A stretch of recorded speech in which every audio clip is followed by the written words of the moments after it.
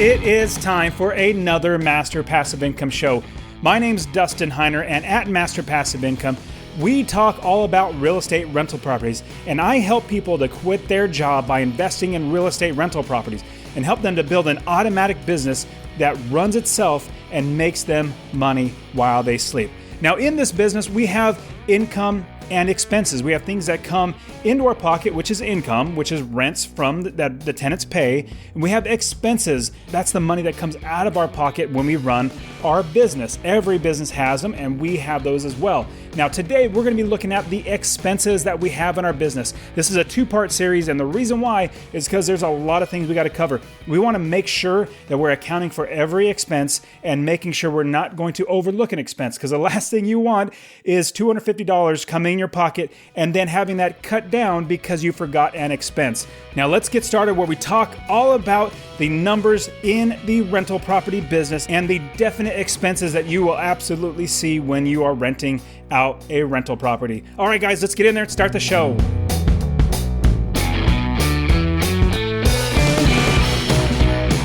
Welcome to the Master Passive Income Podcast, where we talk about all aspects of real estate rental properties with a special focus on making enough money so you can quit your job and live the dream life.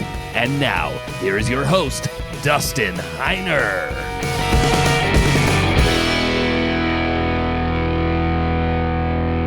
Hey guys, I am super excited that you're here with me today. Thank you so much for your time to be able to spend with me. Hopefully you're learning a lot about rental properties and how you can change your life with rental properties. Now, something happened to me recently that I wanted to share with you. So I coach my boys, I have two boys, their flag football team. And in their flag football team, we actually lost this last Saturday.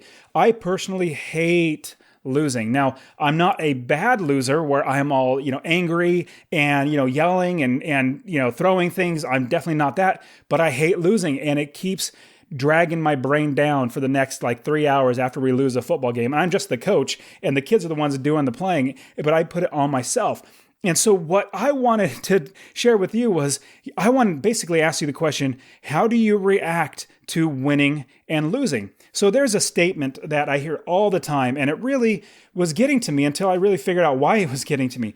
So the statement in flag football or, PB sports or anything like that, it's all about having fun. Just have fun. Just have fun. Well, me, I'm a winner. I hate losing. I have a perspective that I'm a winner. It's going to sound very arrogant, I know, but I have a perspective that I'm always going to win. And when I lose, it really is something that I hate to do. And so I had to tell my kids, because, they're being told, well, it's all about having fun, kids.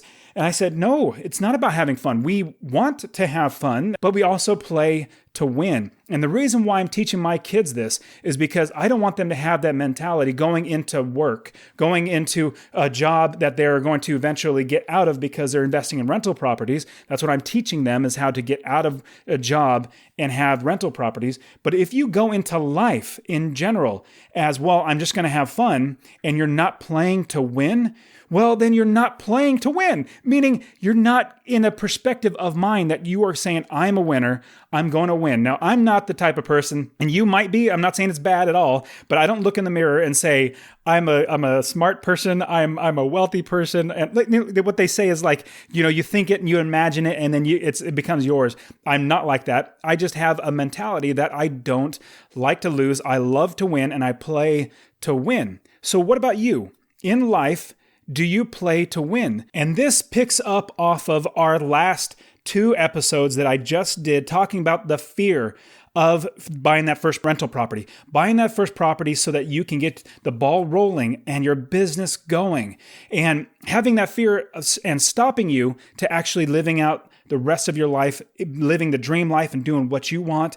Letting that fear stop you is going to be just like not playing to win, not saying, I'm going to focus hard on winning. Now, I also personally like doing Olympic lifting. There's the clean and jerk and the snatch, which is lifting the bar over your head, basically. So if you see the Olympics and the Summer Olympics, you see guys lifting the bar above their head. I like doing that. Now, when I approach the bar that's a heavier weight than I can do, I don't think, just as long as I have fun. No, I tell myself, like I make a conscious effort in my brain, and my dad taught me this when I was really young. He said, mind over matter.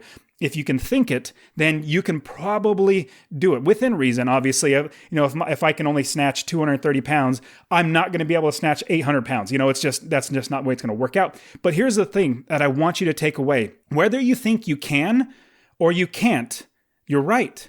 Let me break that down one more time. If you think you can or if you think you cannot, that means you are absolutely right. So if you're telling yourself beforehand, well, I'm not going to do good when I buy this property. It's not going to make me money. I'm not going to buy it right. I'm not going to go ahead and move forward. Well, you're absolutely. That can't means that you won't be able to do it because you're telling yourself beforehand. So what I want to do is I want to give you the perspective that you absolutely can invest in real estate rental properties, and you absolutely should, and have the mentality that you're going to win.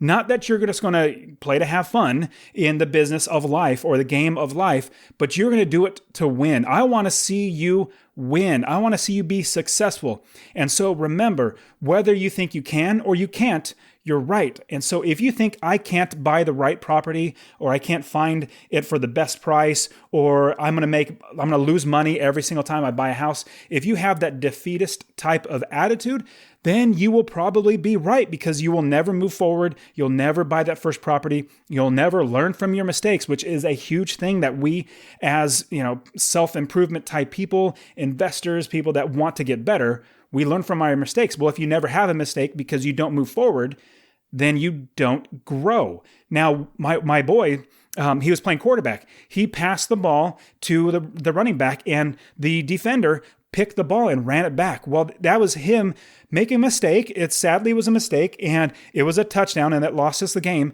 But now he knows that failure is going to make him understand, hey, there's a defender right there. Don't throw the ball. Remember, they're 10 years old, so 9 and 10 years old. So they're rather young. But then you get my point.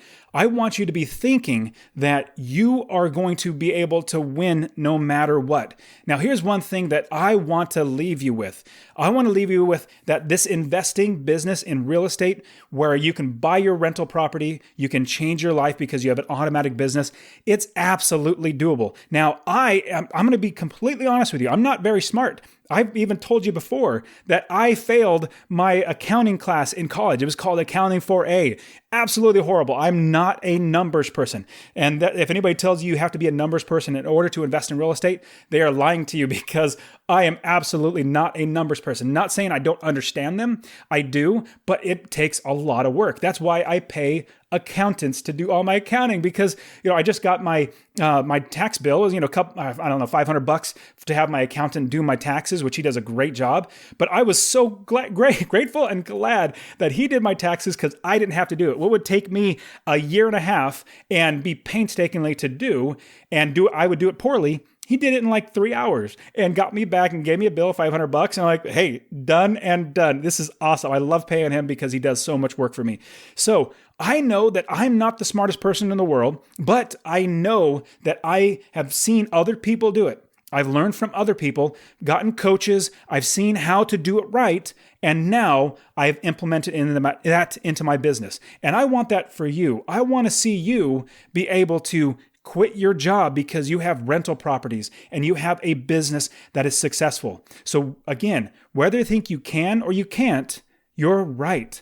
And you don't want to do that. You don't want to have that mindset where you are going to say, I'm not going to be successful. Because if you do that, you're never going to get started, and you want to get started because your life will be amazingly better. All right, so hopefully you get my perspective that we are winners. If you are born, if you are alive, I don't care what country you're in, as long as your attitude is changed to where you realize that you inherently are alive, which means you are a winner. Now, there may be some things outside of you that are hindering you or stopping you, like the government. It's a socialist government that won't let you start your own business and stuff like that. I completely understand that, but where there's a will, there's a way, and I can see you do it. Okay, now let's get started where we talk about expenses. Now, I always get questions about, hey, am I going to be making money in this business? If I buy this one property, am I going to make money? Well, that's a fantastic question, but it's one that you can answer yourself. Now, here's the equation, and it's super, super simple. Your income, which is the rents that you bring in from your rental property, minus your expenses, that is your profit or negative profit. Like if you're bringing in less money than your expenses are, then you're paying money out of your pocket. So super, super simple. And I'm teaching my kids this information. I mean, the oldest is 10 down to 6. They're learning this stuff because it's so super easy. If you know elementary math, you can absolutely do this business. It's super, super simple. So income, which is the rent coming in, minus your expenses, is your profit or negative profit. Now, here's what I want to focus on today, because a lot of people say, well, I think I know what the income should be. I talked to a property manager, or Zillow says this, which I agree. Let's look at Zillow. Let's get as many people out there as possible giving us information of what a property would rent for. Go to Craigslist, look what other ones are renting for in the area that are very similar. You have a lot of ways to figure out how much income. Now, you can generally get a decent number for how much is going to rent in an area by about 10 to 15% up or down. Let's say you assume that what everybody's telling you is correct, and you believe $1,300 is how much you could rent the property for. Well, just about 10% up or down is what you're probably going to be able to rent it for. Like all your information coming together, it's 10% above $1,300 and 10% down $1,300. So let's, $130 up, $130 down. So let's say at minimum, you could rent it for maybe $1,150, but the maximum you could probably rent it for is maybe $1,450, somewhere around there. So there's a range that you're going to have. And so here's my suggestion. Huge tip I'm going to give you. If you have a range of income, you want to take the lower amount. And if you still make money from that lower amount after the expenses, you run all your numbers and you put in the lower amount and you still make $250 or more, then it's a good deal. I'll give you an example. I had bought one property that I thought it was going to do fantastic. I was going to be making like $600 a month on it until I got the tax bill. And I didn't see the tax bill. It was a city tax opposed to a county tax.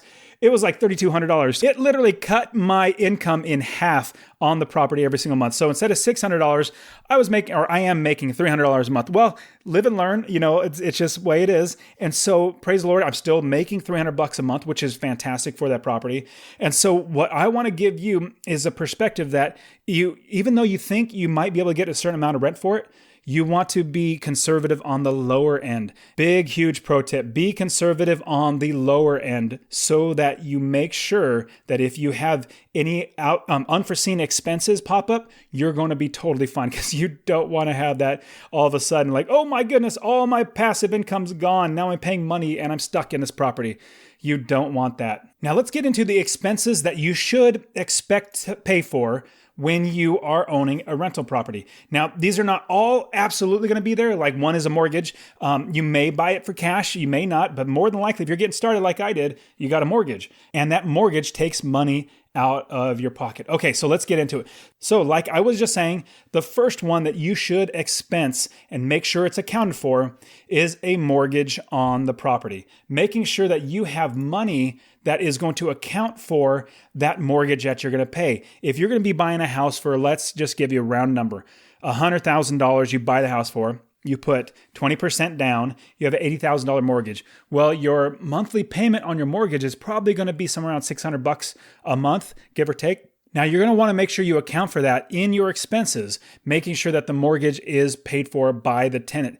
Now, another tip I'm going to give you is never lose money on any property that you buy. I've heard of some investors say, well, I'm investing for appreciation. So in the long run, I'll make money. Like, no, only not good investors do that. At least that's my opinion. I'd rather make money every single month. That's how I'm able to not work a job, is because I'm making money every single month from my properties. So the mortgage is going to be something that you're going to have to talk with a financial company, just like when I interviewed Just like Patrick Soy, who I just interviewed. If you go back a couple episodes, you're going to be able to hear him talking about financing talk to him. He's going to help you to figure out what your monthly payment is going to be for those mortgages every single month. Now let's move on to another one. Your real property taxes. Now, you would think it's called like a real estate tax or something like that. No, it's a real property. So it's something tangible. Now, there's personal property that the county tax collector will tax you on and get you taxed. And so there's personal property and real property.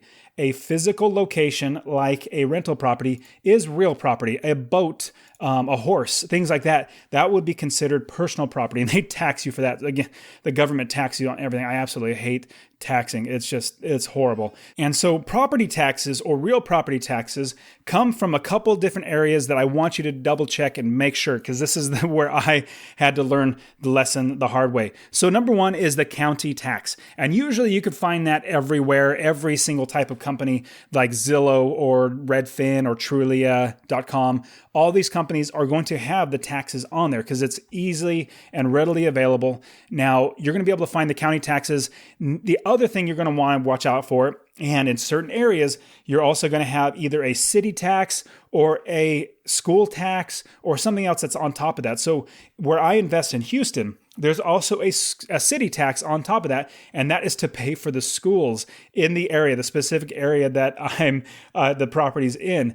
And so what's so irritating is, like I said in the beginning, I actually didn't know that I had a $3,200 a year tax for that one property, so it cut my income in half. So you want to watch out for that. Now, here's a key that I want to give you, a huge tip. When you're buying in the area, I want you specifically to ask two people or two types of people, your property manager and your realtor. Even a third one would be your title company. Your title company, your property manager, and your realtor. Ask them how many or what other taxes are there other than a county real property tax. Is there a city tax?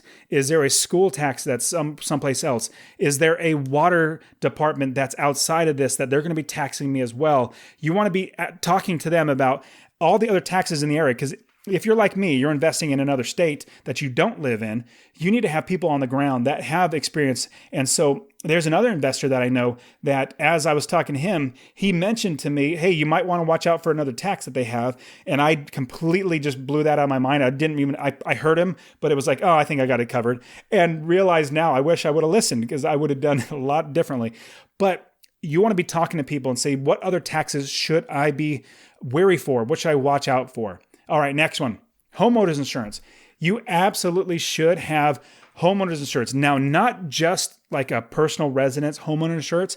You want to make sure that you have landlord insurance. Landlord insurance is going to help you to make sure your property's covered with a tenant in there. Now, a regular homeowners insurance may not, or usually does not, cover tenants, or if you subleasing out to somebody, it doesn't cover that. So you want to make sure that it has a landlord policy on there as well, so that if it's just a normal homeowner's policy, which is totally fine to have, but you want to make sure that with that homeowner's policy, there is the landlord option. So specifically, like, don't think you're going to get away. Like if you say, well, they might charge me a little more to make it a landlord policy. Well, what's going to be a bummer is if you don't ask or specifically tell them and make sure that the landlord policy is in there. If you don't actually do that, you're going to be wasting money, because they're going to say, well, why is your house burned down, and why is your tenant now wanting to get reimbursed for this when you should be living in there in the first place? So your insurance that you had is now no good. We're not going to pay on it because you were not living in it. We didn't know you were subleasing it out. So you want to make sure you get homeowners insurance, if not specifically landlord insurance. Now, on top of that, I'll give you another pro tip. You also want liability insurance, and it's actually fairly inexpensive to get liability insurance, or it's like an umbrella policy of liability over all the properties. Not specifically you're not thinking of the one that comes in your landlord policy, because there's a liability line item there.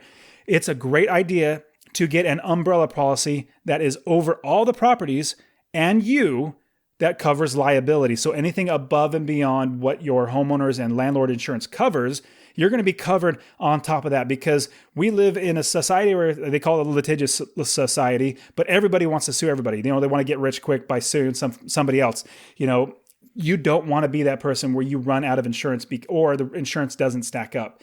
Okay, your next expense that you're going to be looking at. Now, this is not everywhere, but many places have homeowners associations.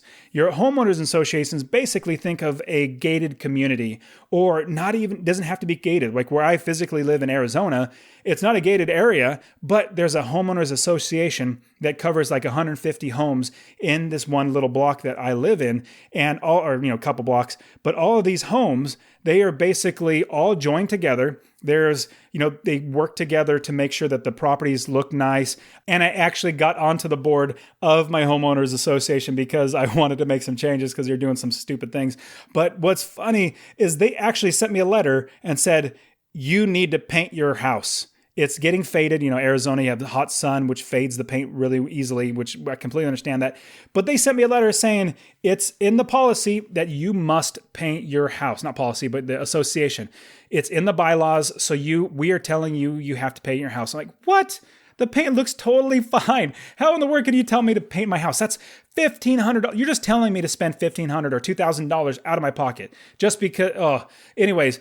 It's good and bad. They keep the area looking nice, but you're paying money into the homeowners association. It's something that you're definitely going to have to be concerned about and watch out for. And if you go back and listen to my podcast episode where I interview Michael, who is an investor in Las Vegas, he actually ran across this. And what happened was he actually bought a property, and in the homeowners association, it literally said, you cannot rent out the property. It's for homeowners specifically. It cannot be rented out as a rental. And he was like, what? And so basically he was blessed to be able to sell that house and, across the street or across the way when it's not in a homeowners association.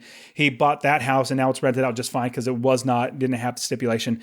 But that was a huge dilemma where now he literally had a property he could not do anything with, could not make money from. And you don't want that. So if there's a homeowners association, huge tip I'm going to give you, learning from Michael's mistake, look at the documents to make sure that you are able to rent out the property. The last thing you want is to have a property that you cannot rent out. And that show that you can find that whole interview where I interview Michael is masterpassiveincome.com/029. That's the 29th podcast episode. Listen to that. It's great. And it's actually interesting to see how he worked it out to get out of that property. Now, let's move on. So with homeowners association, you're going to move on to the next thing is other fees that you're going to be looking for, like governmental fees for rental properties. Now, I have a few areas of the country that I invest that the government says, if you're going to be renting that property, you need to pay us $40 a year or $50 a year, which I know it's not a lot, but it's something you need to account for because it could be as much as like $500 a year.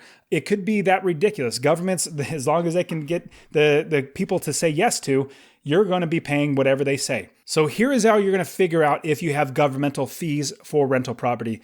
It's super simple. Ask your property manager. Ask them, hey, in this city or in this county or whatever wherever you're investing, is there going to be any rental property fees, like inspections they're going to have to do? Are they going to be charging me once a year to be registered as a rental property that I'm going to need to account for? Because you need to make sure you have that in your numbers. Even though it might not be that much or that expensive, like one area of the country is $40 a year, that's $40. I mean, I think I have 20 properties in that area. I mean, shoot, that's $800 I have to pay to the county government, which is absolutely irritating. Every year I have to write that check. It's just ridiculous. And again, talk to your property manager. They should, if they're a good property manager, they should know how much it's going to cost.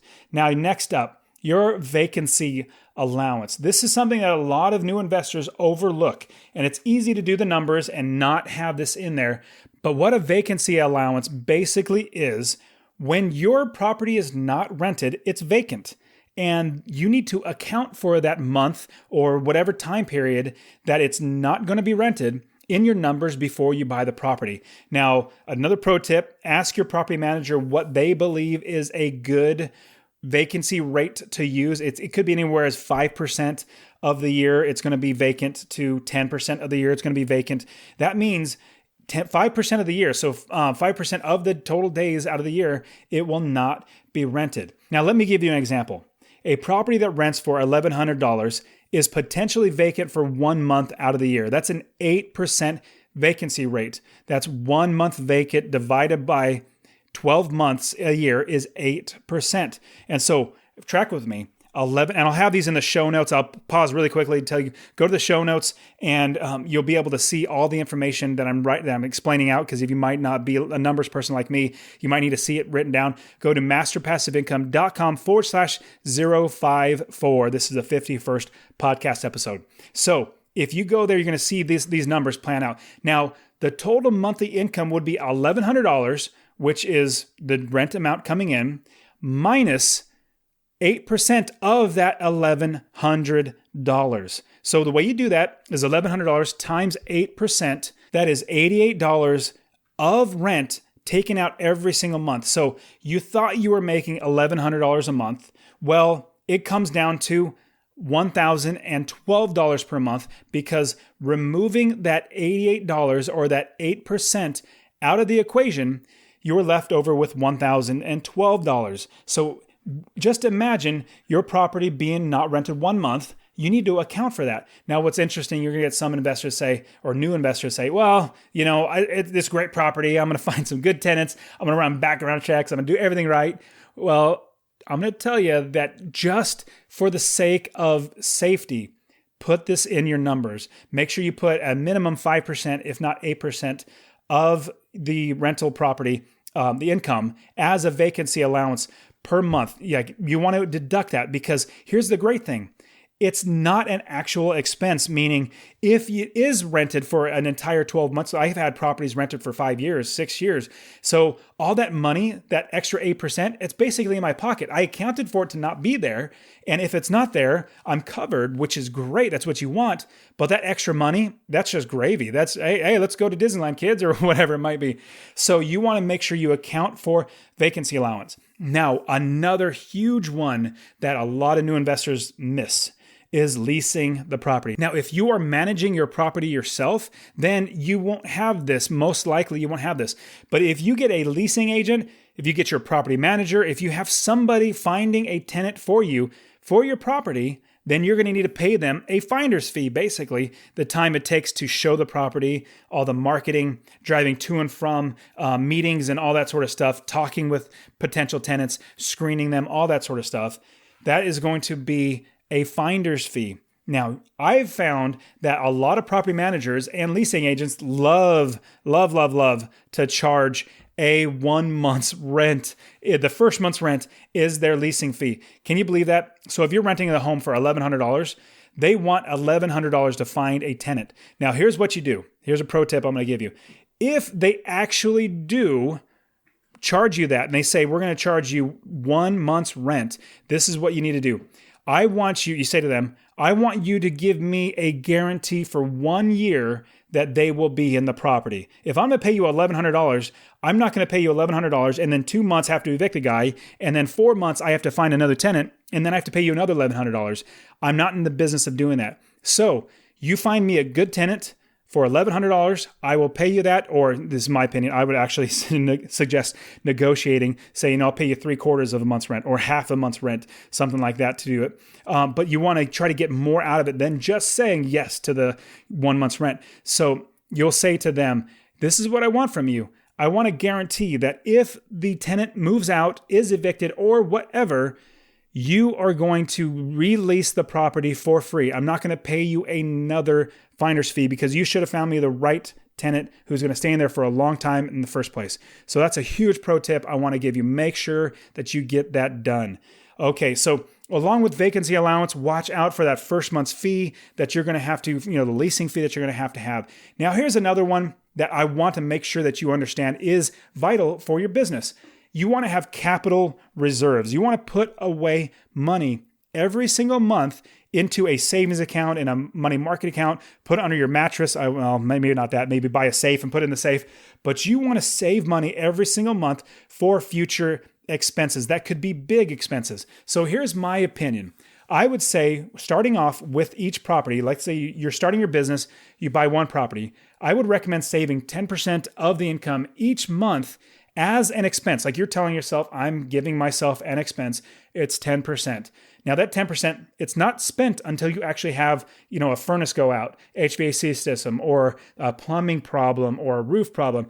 That's when that money's spent, but it's your money until it's actually spent. So you want to have this expense coming out of your pocket every single month, putting it into a savings account, someplace you won't see it, and make sure that you don't touch it until you need it for emergencies. Like if the HVAC system goes out, you need to have money to pay for that. And this is what the capital reserve does. Now, a huge thing that people ask me is, well, how much money do I need for my business? Well, it really comes down to your risk tolerance.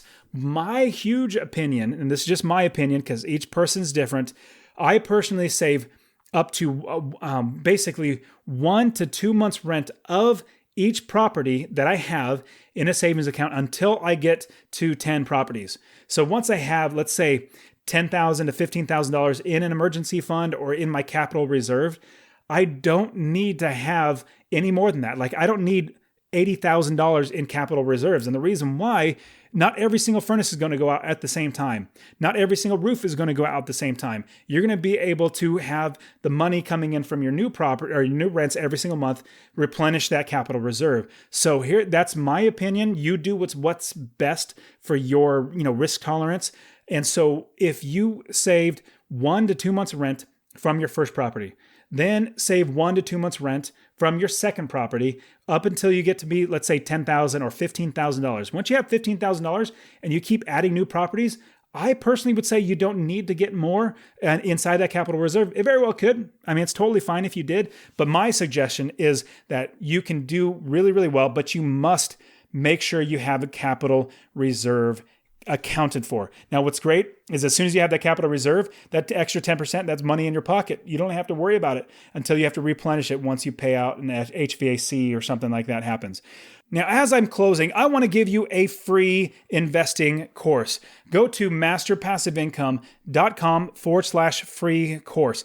Get your free course so you get started learning about investing in real estate. You can see all the benefits, see how to do it right, and basically change your life by looking and learning and implementing everything into a real estate rental property business. And I'm going to give that to you, masterpassiveincome.com/free course. And remember, we play to win. In the game of life, we play to win. We don't play to lose. We don't play just to have fun. Fun should come from winning. I tell you, I have so much more fun when I win. And what is super amazing is that when I have that perspective that I play to win, I win more often than I normally would if I didn't. So I'm going to encourage you guys, play to win, invest to win. You can do this. Don't let anything stop you from buying that first property or that next property. You can absolutely do this. Let's quit our jobs together. Let's get our businesses built up so we never have to work a job again. All right, guys, again, Dustin here with masterpassiveincome.com. I love it that you're here with me. Thank you so much. I'll see you next week where we talk about the second part of these other sneaky type of expenses and how to get out of them. I'm going to show you ways to make sure you spend as little money as possible. All right, guys, we'll see you next week. You take care of yourself. Get out there and start investing. Peace out.